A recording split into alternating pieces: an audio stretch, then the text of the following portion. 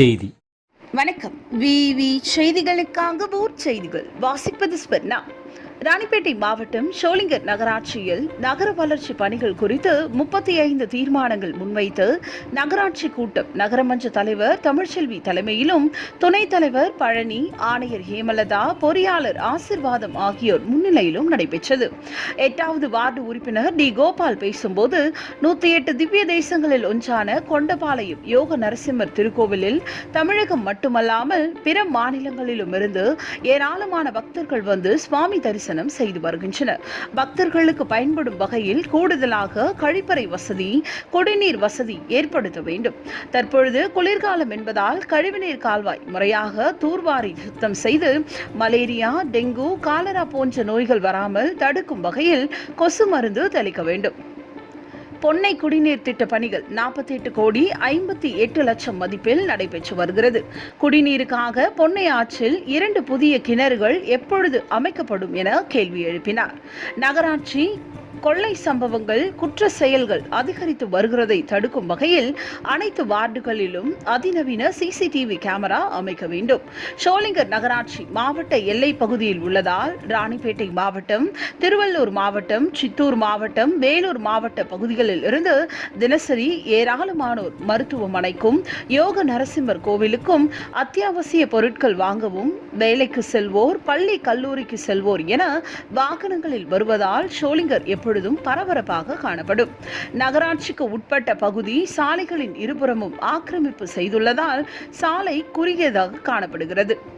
இதனால் போக்குவரத்து நெரிசல் தொடர்ந்து ஏற்படுகிறது. இதனை தவிர்க்கும் வகையில் ஆக்கிரமிப்புகளை அகற்றி சாலையை சீரமைத்து ஒரு வழி சாலையாக மாற்ற வேண்டும். ஒரு வழி சாலை என பதாகைகள் அமைக்க வேண்டும். நகராட்சியில் உள்ள 25 வார்டுகளில் வணிக வளாகங்களில் குப்பை வரி ரூபாய் 100 வசூலிக்கப்படுகிறது. இந்த வரி அதிகமாக உள்ளதால் அதனை மறுசீரமைப்பு செய்திட வேண்டும். நகராட்சிக்கு உட்பட்ட அனைத்து வார்டுகளிலும் குறைந்த வெளிச்சம் கொண்ட மின் விளக்குகள் அமைக்கப்பட்டுள்ளது. முக்கிய பகுதிகளில் இருள் சூழ்ந்து காணப்படுகிறது. தற்போது புதியதாக மின் விளக்குகள் அமைக்க உள்ளன. இந்த மின் விளக்குகள் 100 வாட்ஸ் மின் விளக்குகளாக பொருத்த வேண்டும். நகராட்சியில் உள்ள அனைத்து வார்டுகளிலும் குடிநீர் வரி, குழாய் வரி, காலிமனை வரி, பெயர் மாற்றம், வீட்டு கதவு எண் மாற்றம் செய்ய 1 வார காலம் சிறப்பு முகாம் நடத்தி பொதுமக்கள் பயன்படுத்திக் கொள்ள வழிவகை செய்ய வேண்டும். 5வது வார்டு உறுப்பினர் பேசும்போது நகராட்சியில் வளர்ந்து வரும் பகுதிகளாக உள்ளது. அப்பகுதி பொதுமக்களுக்கு தட்டுப்பாடு இன்றி குடிநீர் வழங்க கூடுதலாக மேல்நீர் தேக்க தொட்டி அமைக்க வேண்டும். 48 கோடி மதிப்பில் குடிநீர் பைப்லைன் அமைக்கும் பணிகள் நடைபெற்று வருகிறது. இதில் நகர்ப்புறத்தில் கருப்பு பைப்லைன் அமைக்கப்பட்டு வருகிறது. வருங்காலத்தில் சுகாதார சீர்கேடு ஏற்படும் வாய்ப்புள்ளதால் கருப்பு பைப்லைன் அமைக்காமல் ஏற்கனவே இருந்த பைப்லைனில் குடிநீர் வழங்க வேண்டும். 5வது வார்டு பகுதியில் பெரும்பாலான பகுதி இருளில் மூழ்கியுள்ளது. தற்பொழுது புதியதாக அமைக்க உள்ள மின் விளக்குகளை 100 வாட்ஸ் மின் விளக்குகளாக பொருத்த வேண்டும். பில்லாஞ்சி பகுதியில் மயானத்திற்கு பாதை அமைத்து தர வேண்டும். நகராட்சியில் பல ஆண்டுகளாக தற்காலிகமாக தூய்மை பணியாளர்களாக பணியாற்றி வரும் பணியாளர்களுக்கு வாழ்வாதாரத்திற்கு பயன்படும் வகையில் தினசரி கூலியை உயர்த்தி தர வேண்டும் என உள்ளிட்ட பல்வேறு கோரிக்கைகளை வைத்தார். 17வது வார்டு உறுப்பினர் அன்பரசு பேசும்போது 17வது வார்டு பகுதியில் அனைத்து கழிவுநீர் கால்வாயையும் வெளியேற வழி இல்லாமல் அங்கேயே தேங்கி துர்நாற்றம் வீசுகிறதோடு நோய் தொற்று பரவும் அபாயமும் உள்ளது. எனவே பொதுமக்கள் நலன் கருதி கழிவுநீர் கால்வாய் தூர்வாரி கழிவுநீர் வெளியே செல்ல வேண்டும். நூற்றாண்டுகள் பழமை வாய்ந்த சோழபுரீஸ்வரர் கோவிலுக்கு சொந்தமான நாரைக்குளத்தில் உள்ள கழிவுகளை அகற்ற நகராட்சி நிர்வாகம் நிதி ஒதுக்கியதற்கு 17வது வார்டு சார்பாக நன்றியை தெரிவித்தார். 17வது வார்டு முக்கிய பகுதிகளில் வெளிச்சம் குறைவாக உள்ளது. இதனால் கூடுதலாக 100 வாட்ஸ் உள்ள மின் விளக்குகளை அமைக்க வேண்டும்.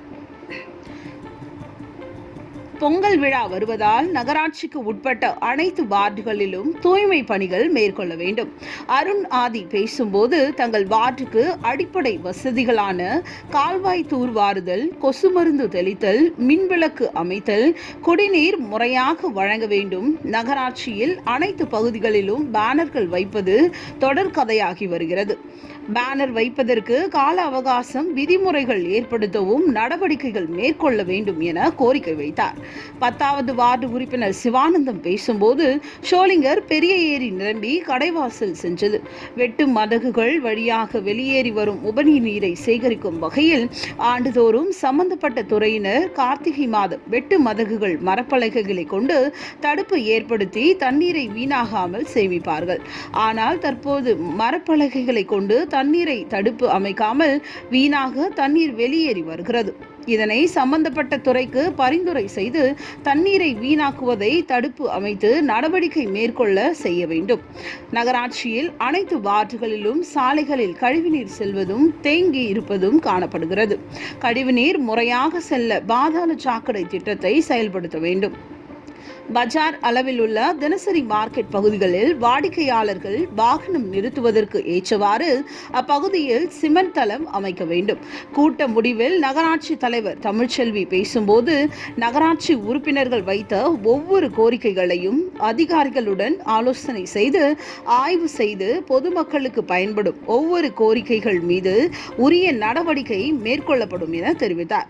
கூட்டத்தில் நகராட்சி கவுன்சிலர்கள் கலந்து கொண்டனர். செய்திகளுக்காக விஜய் மற்றும் பாஸ்கர்.